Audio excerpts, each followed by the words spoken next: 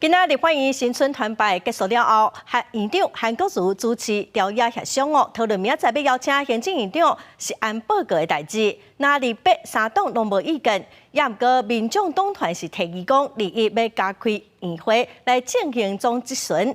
民进党团表示讲一般拢是拜二到拜五开院会，除非是会期尾议事处理未完，才有需要来加开，无应该破坏惯例。院长韩国瑜嘛，猜是讲无要加开，所以黄国昌就无愿意签署协商的结论，落尾调解协商破局。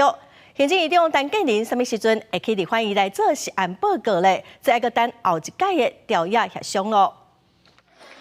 立法院长韩国瑜19带立法委员甲立委的职员进行新春团拜。韩国瑜希望身为国家火车头的立法院，引领动力爱有够，螺丝爱加好安。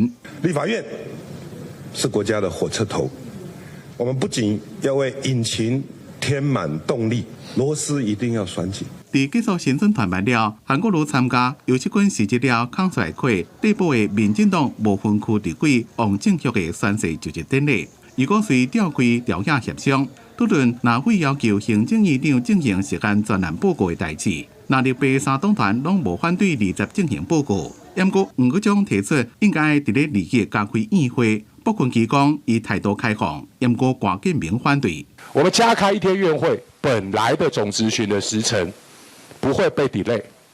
那同时，国民党党团希望提出的实案专案报告也可以进行。对于是不是在20号之后要加开院会，好，本党是持开放态度了。目前没有这样的急迫性啦，院长，我都来讲啦，咱采的啦，这是最简单代志。